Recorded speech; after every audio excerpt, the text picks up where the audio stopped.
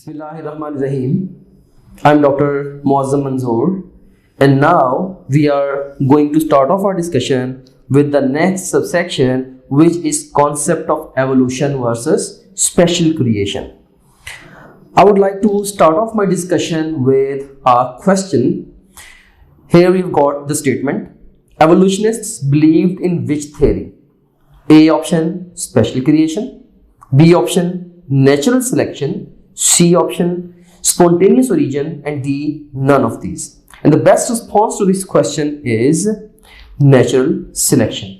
The evolutionists say they believed in the theory of natural selection. Alright, so now let's talk about evolution. Evolution क्या है?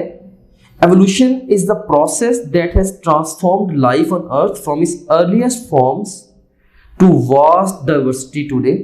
Right, तो हम जानते हैं कि there was a time when there was no life on planet earth, और फिर life earliest forms में इवॉल्व हुई, something like bacteria, if not exactly the bacteria, like वो एग्जिस्टेंस में आया जो कि जिसको हम कॉमन एंसेस्टर कहते हैं.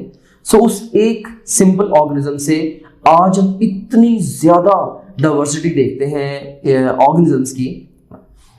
तो बेसिकली सिंपलेस्ट लाइफ फॉर्म से आज जो हम डाइवर्सिटी ऑब्जर्व करते हैं, लाइक ये जो लाइफ ट्रांसफॉर्म हुई है on the face of earth, basically ये हुई है through the process of the evolution.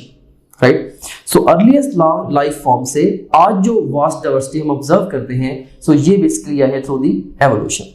Alright, and now let's talk about the theory of special creation.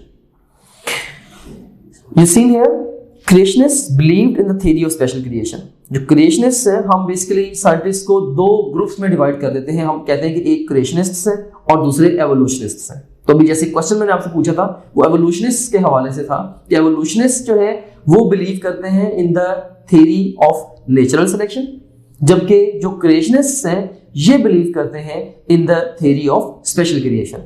So creationists they believed in the theory of special creation.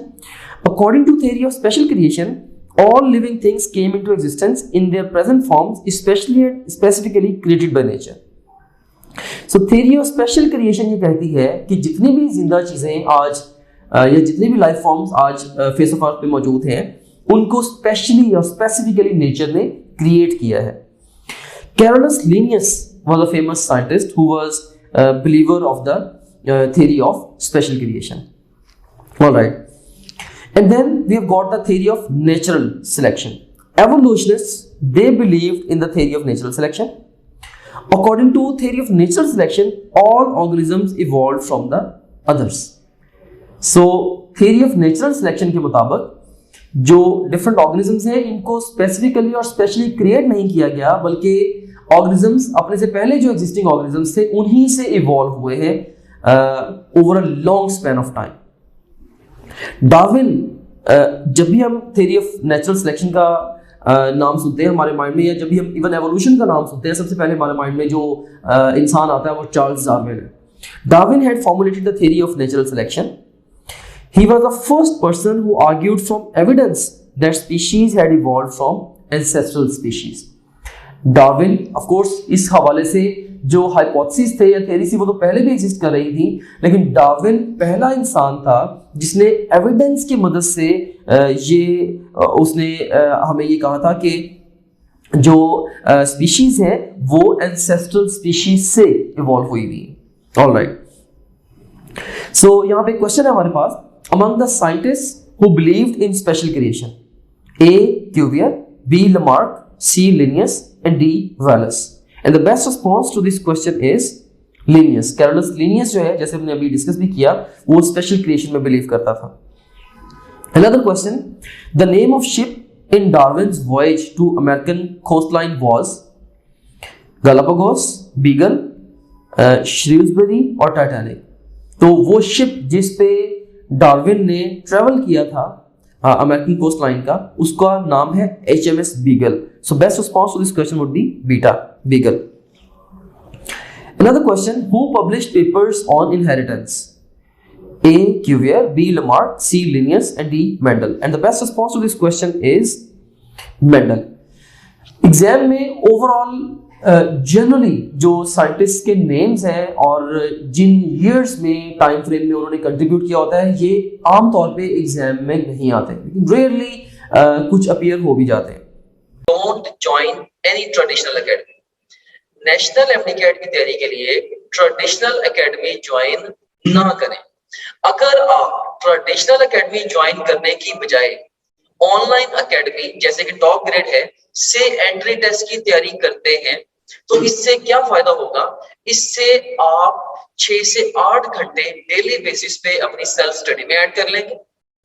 और याद रखना कि self study ये single most important factor है in determining the success of a student in the national aptitude. और दूसरे नंबर पे आपकी प्रिपरेशन फास्टर, स्मार्टर और मच बेटर होगी। And last but not the least, अगर आप ऑनलाइन तैयारी करते हैं एकेडमी गए बगैर तो आप 50,000 से लेके 1 लाख तक तकरीबन अपनी जो कॉस्ट है उसको भी सेव करेंगे।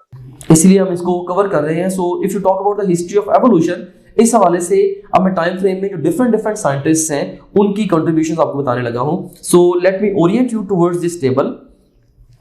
हमारे पास एक्सट्रीम लेफ्ट कॉलम में साइंटिस्ट का नेम है, फिर उसका लाइफ स्पैन और उसकी अचीवमेंट्स। तो लिनियस 1707 टू 1778 और इसकी अचीवमेंट्स क्या थी? He sought and found order in the diversity of life. He introduced binomial nomenclature for naming species. So इसने जो लाइफ की डाइवर्सिटी है उसमें उसने एक तरतीब जो है उसको तलाश किया और उसने बाइनोमियल नोमेनक्लेचर जो है हमें उसने इंट्रोड्यूस कराया, जिसमें हम हर ऑर्गेनिज्म को 2 नेम्स देते हैं। Binomial nomenclature, the art of giving 2 names to each living entity, right, जो कि यूनिवर्सली एक्सेप्टेबल था। So he introduced the binomial nomenclature. Then we have got Lamarck, who lived from 1744 to 1829.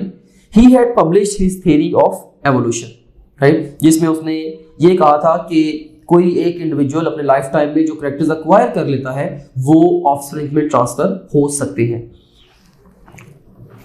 And then we have got Malthus, who lived from 1766 to 1834.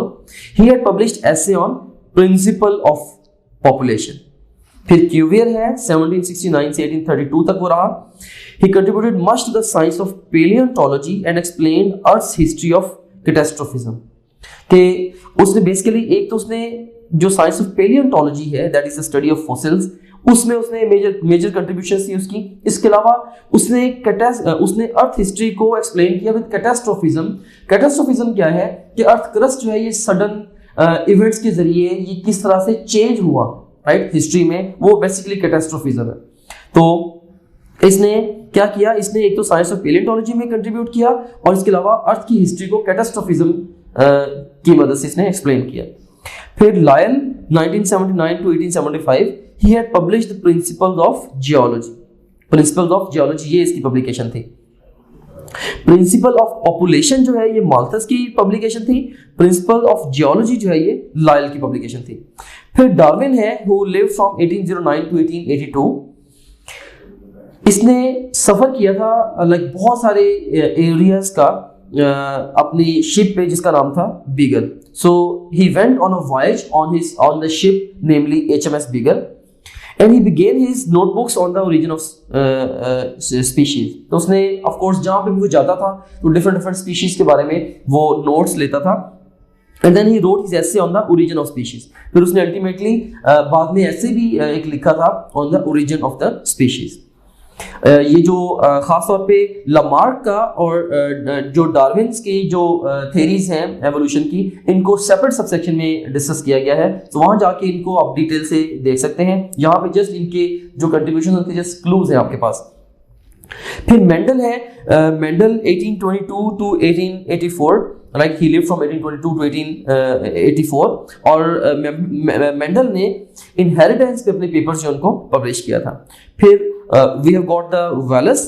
तो Wallace ने 1823 he lived from 1823 to 1913 and he had sent his theory to Darwin. So ये different कह लें कि contributions हैं different scientist की evolution की history के पॉइंट ऑफ व्यू से, not very important for the exam but still it's good to give a read and to have some background knowledge कि किस तरह से over the passage of time ये जो एवोल्यूशन है इसके बारे में हमारी अंडरस्टैंडिंग ये चेंज हुई. So that's all about this particular subsection. Hope to see you soon with another subsection. Thank you very much. Rely on your own textbooks and topgrade.pk only. मैंने ओवर लास्ट डेकेड बेतहाशा successful और failing students के interviews किए हैं. जो students का most common cause of failure है वो ये है कि वो स्कैटर्ड रिसोर्सेज यूज करते हैं, वो बहुत सारी जगहों से एट सेम टाइम तैयारी कर रहे होते हैं. सो ये उनको उनका जो ओवरऑल फोकस है तैयारी के ऊपर उसको ये चीज स्पॉइल कर देती है. हमने topgrade.pk प्लेटफॉर्म को आपके लिए इसीलिए बिल्ड किया है कि आपको अपनी टेक्स्ट बुक के अलावा और टॉपग्रेड के अलावा किसी भी और रिसोर्स को कंसल्ट करने तक की जरूरत ना हो. So rely on your own text books. अब जिस भी प्रोविंस से है, rely on your own text books and topgrade.pk only, क्योंकि आपकी अपनी टेक्स्ट बुक्स के अलावा जितना कुछ भी आपको चाहिए अपने इम्तिहान की तैयारी के लिए वो ऑलरेडी इसमें टॉपग्रेड में मौजूद है. और यहाँ भी मैं एक बात आपको बताना चाहूंगा कि लास्ट 4-5 इयर्स में 200 से ज्यादा ब्रिलियंट टीम मेंबर्स ने इस प्रोजेक्ट के ऊपर काम किया है और इस प्रोजेक्ट को यहाँ तक हम लेके आए हैं कि अब हजारों स्टूडेंट्स अक्रॉस द कंट्री इससे बेनिफिट ले चुके हैं.